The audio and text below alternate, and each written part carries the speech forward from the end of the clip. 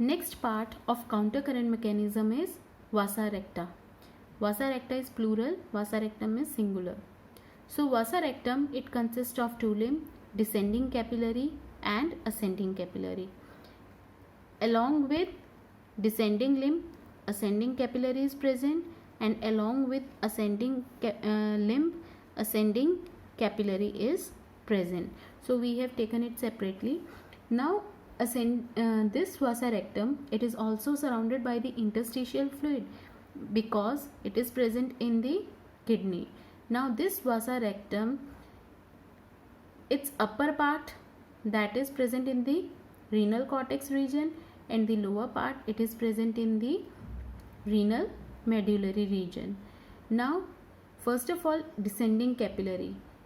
Now the vasa recta, it is permeable. As we have seen that the permeability of descending and ascending limb is different in the loop of Henle, but in case of vasa rectum, the permeability of the both descending capillary and ascending capillary is same, and both are freely permeable to water and ions like sodium, chloride and urea. So the vasa rectum, it is freely permeable to water, sodium, chloride ions and urea. Now first of all, descending capillary. As the blood flows in the descending capillary of vasa rectum from the renal cortex towards the medulla region, the water moves out. We know that in the inner region of the renal medulla, the osmolarity is high concentration of solute is there, due to which water moves out from the descending capillary into the interstitial fluid, whereas sodium ion, chloride ion and urea, they move into the blood plasma present in the, they move into the blood plasma by osmosis due to high osmolarity of interstitial fluid.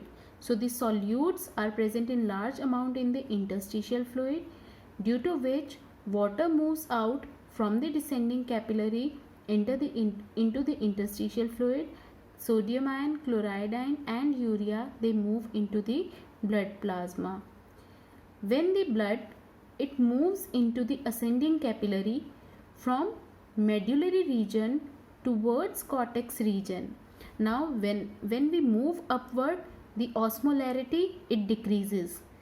Osmolarity decreases, it means solute content is low and water content is high in the upward region of kidney, due to which as the blood, it moves upward, the excess sodium and chloride ion, excess sodium, chloride and urea, which it has absorbed in the descending capillary, it releases out. You can see here sodium ion, chloride ion and urea, it moves outward when the blood flows in the upward region of the ascending capillary, and water, it enters into the ascending capillary.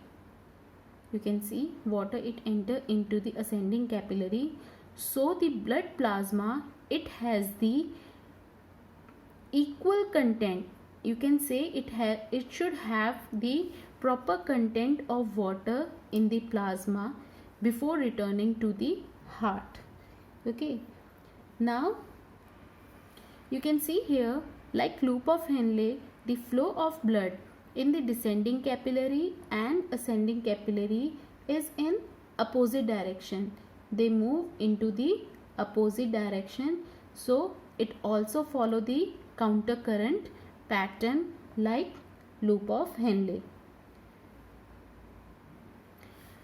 Now one more thing we notice here, we know that this vasa rectum and loop of Henle, they are present together. They have a close proximity.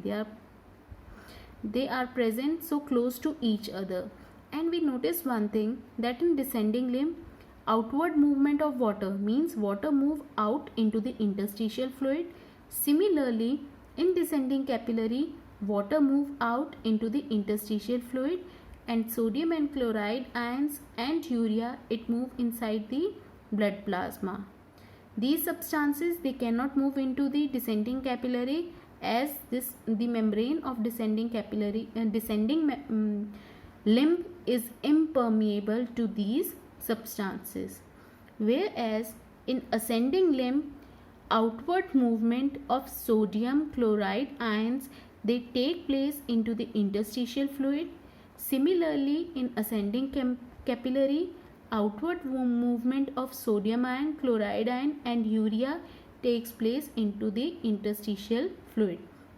So we can say that near the descending limb and descending capillary, the interstitial fluid, it has less amount of solute as compared to the interstitial fluid which is present near the ascending capillary and ascending limb.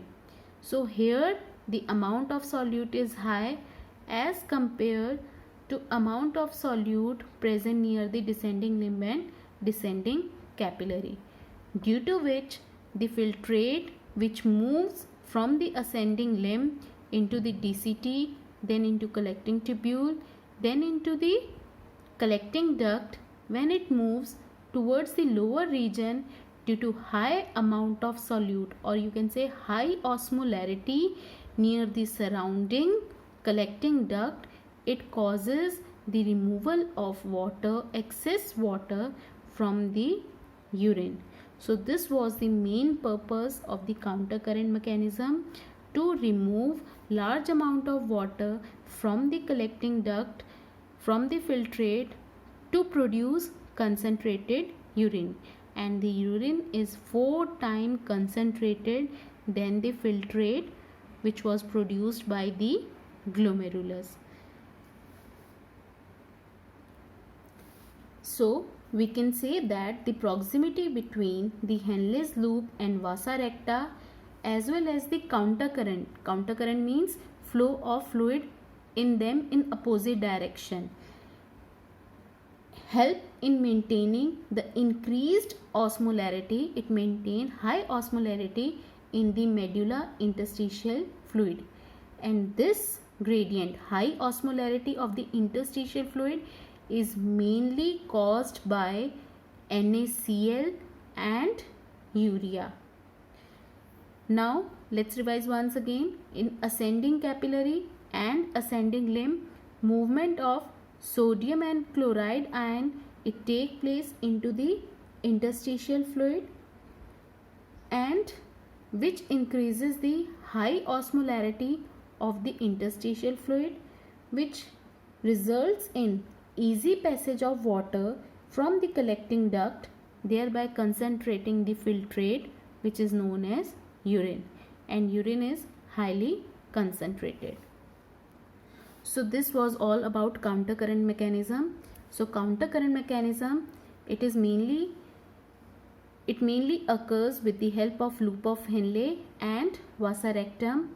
Now in the descending limb, the flow of filtrate, it is towards the medulla region, and in descending capillary also the flow of blood is towards the medulla region. As the descending limb, it is permeable to water, so the movement of water take place into the interstitial fluid near descending limb. Similarly, the movement of water take place from the descending capillary of the vasa rectum, and next is, because it is permeable to ionic movement, so the sodium chloride and urea, it moves inside the blood plasma. Next is, in ascending capillary, it is permeable to electrolytes and impermeable to water, so electrolytes like sodium ion, chloride ion, they move into the interstitial fluid. Similarly, in ascending capillary, movement of sodium ion, chloride ion and urea take place into the interstitial fluid, whereas water is movement take place by the process of osmosis into the blood plasma. Due to release of sodium ion and chloride ion by the ascending limb and ascending capillary of vasa recta, the interstitial fluid present near the collecting duct has high osmolarity. Due to this high osmolarity, now we also know that collecting duct, it is permeable to water. So due to high osmolarity near the collecting duct, easy passage of water take place from the collecting duct into the interstitial fluid, which result in the concentration of the filtrate present in the collecting duct, which is later on known as urine. So urine is 4 times concentrated than the filtrate produced by the glomerulus. With this, today's topic is complete.